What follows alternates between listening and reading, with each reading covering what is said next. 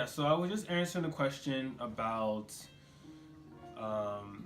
relationships, and currently I have my sister who was in a relationship before, and many of you guys don't really know my family, which is fine, but I want to use this as an example.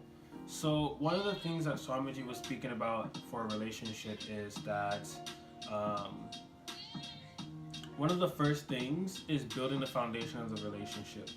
So pretty much building the foundation of the relationship simply means building friendliness, having friendliness in the relationship. And he calls it the 3 seasons, which is also 9 months.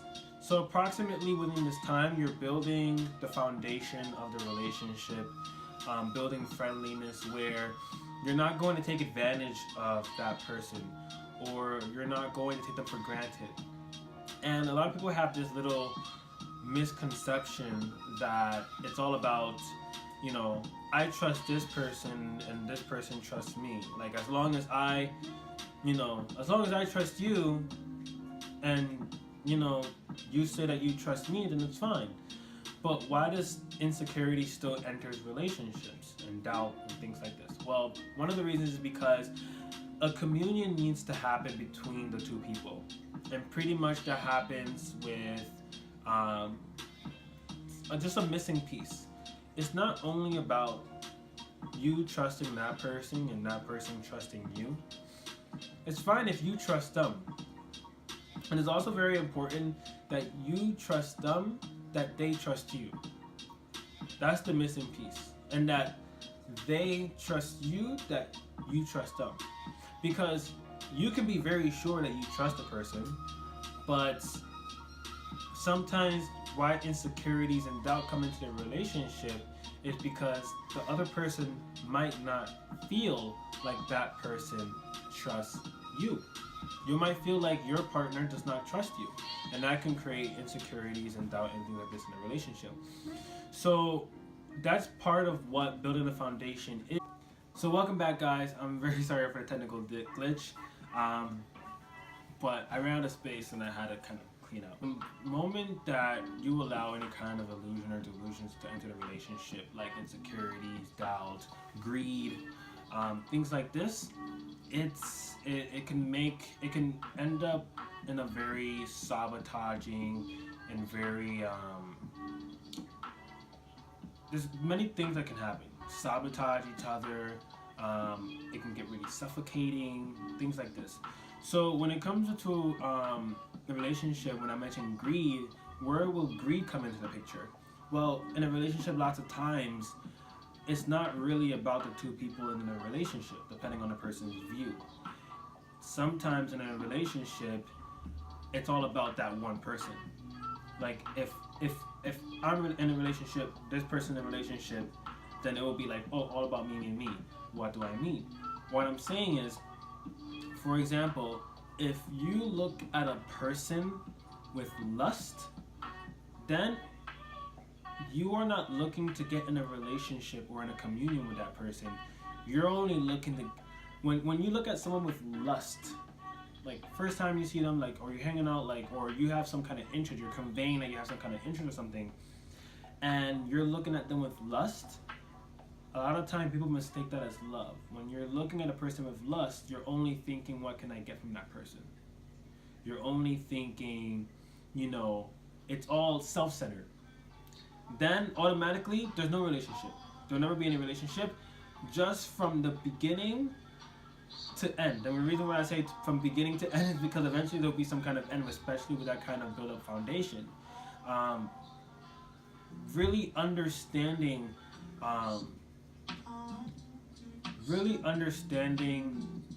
the concept of a relationship.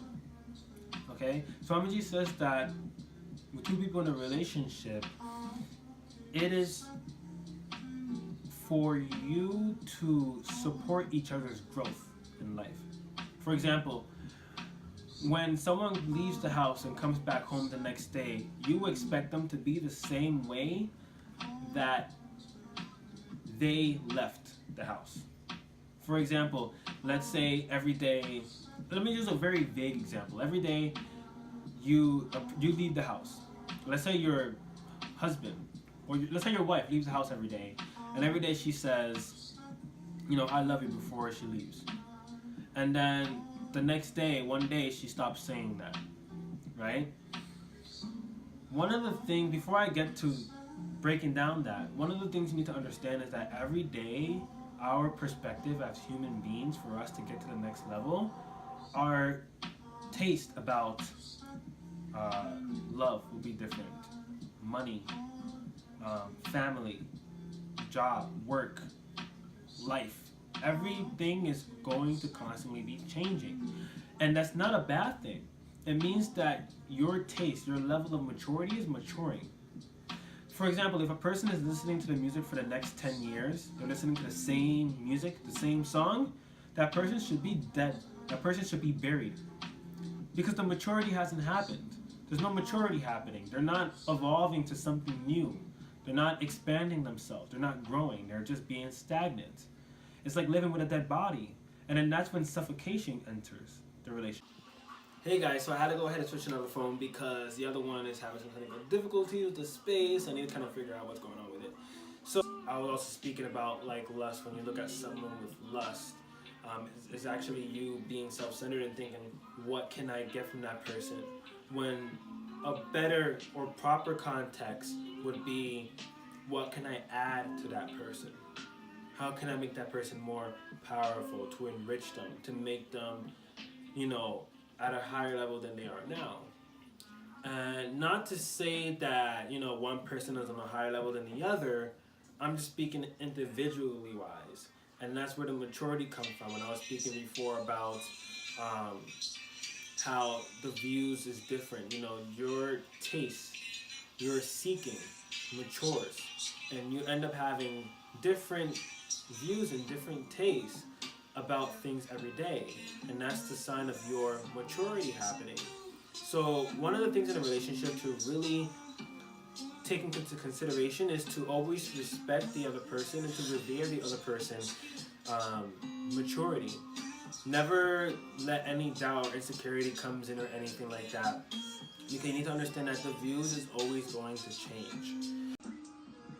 Now, one of the things that, of course, you would want to look for when people is wanting to get into a relationship is considering of being prepared to take that responsibility of the other person, because you're not going to only be in a relationship with yourself, you also have a relationship with someone else. So taking responsibility for how that person's feeling and everything. But what's most important is people lots of times get attention and love mixed up. And they think that if they're not showing them attention, then they don't love them, right? And this is the thing I just remembered that I wanted to mention before. And this is like a big warning sign, all right? There should be no act in the relationship that should be that should measure the amount that that person loves you or you love them, nor should there be an act to confirm that the other person loves you.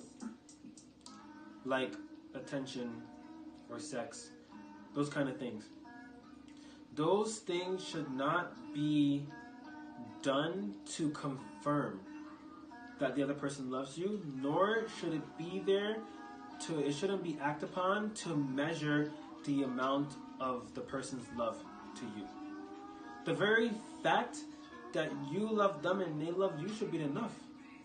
Saying I love you every minute, every day is okay. But if it's coming out of the context of insecurity, then the only thing you're doing is decorating your insecurity with a beautiful decoration around your insecurity with I love you.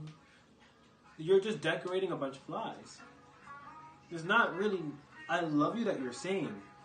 What you're really saying is coming up to them and saying, do you still love me? Do you love me today? I cut my hair today. Do you still love me? So there should be no act in the relationship that's going to measure how much that person loves them or anything like that, nor should it be an act of confirming the love. So as I was saying, that when let's say a person gives you security, right? You loving the person's quality. Lots of times in a relationship, a person only loves the results of what I get from that person, or what you get from that person. Same thing with lust. It's all about like self-centered. You love that they give you security. You love that they give you money and everything. But eventually, or they fulfill your lust. But eventually what ends up happening is that you end up taking that for granted. Because you're only loving what they give you. Which is not wrong. But from which context? Because you should be loving the person from the quality. The qualities that they have, which gives you security. The qualities that they have that gives you sustainability.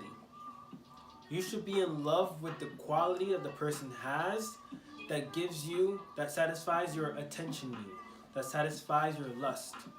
Only then you can never take that person for granted. Because if you can get the result from that person, you can get the same result from 50 other people. Wealth, sustainability, attention need, lust need, everything. So when you start practicing you loving the person's qualities, which gives you that, only that person, you will never have more than one option. You won't have a ton of options where one person can be a possibility for a relationship, another person end up having all these choices, and no. There won't be multiple options. All that will bring is just misery, depression, all the worst things. When you are in love with the person's qualities, you will never take them for granted, and same for them, they will never take you for granted. Because you're not loving the results. The results you can get from anywhere. When you're loving the quality of that person, you are in love with that person. Understand? There is one more thing that's very important that I need to mention.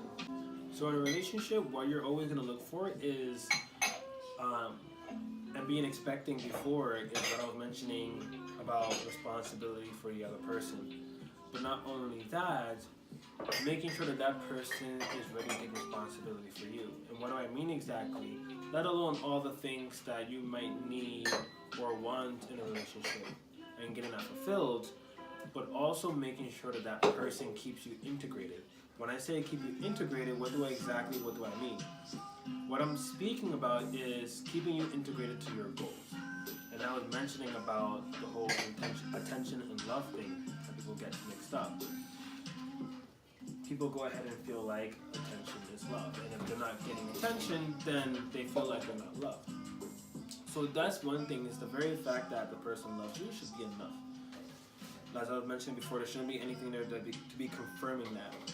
So when I say to keep you integrated, for you to take a responsibility to keep that other person integrated, simply means, let's say if there's some goal that you have or some responsibility that you currently have, them keeping you integrated to your goal is what you would want.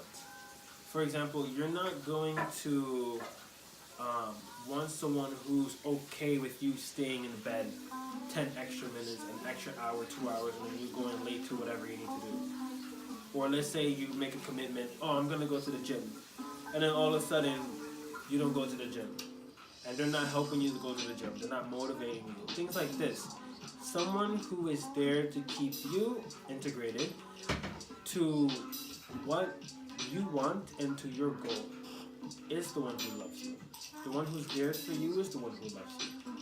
Because automatically, if you're getting attention and love mixed up together, you will end up getting cheated 10 times over by everyone.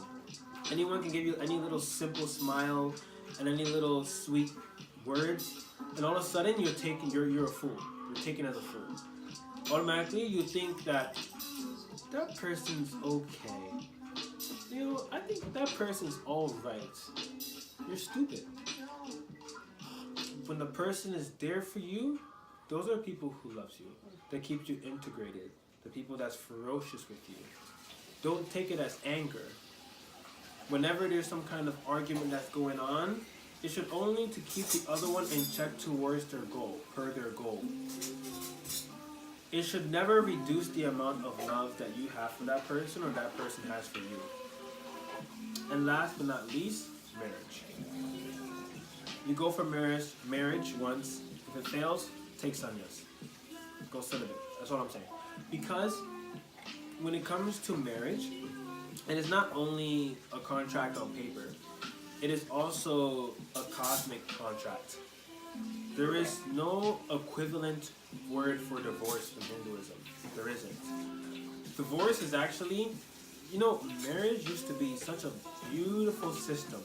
There's a reason why it exists for such a long time here.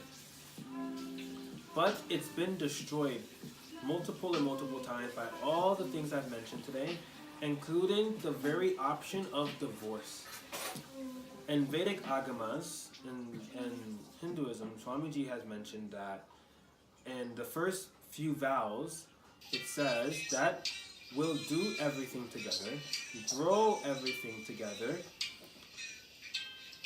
That first few lines is so powerful.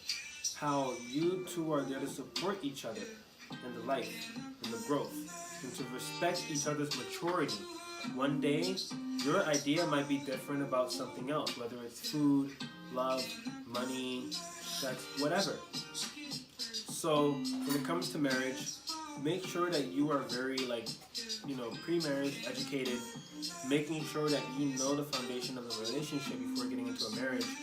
Because if you're going into a marriage and if you're going to be looking for a way out, like one of those public bathrooms, all of a sudden, the same way that you're so quick to get into the bathroom is the same way you're so quick to get out.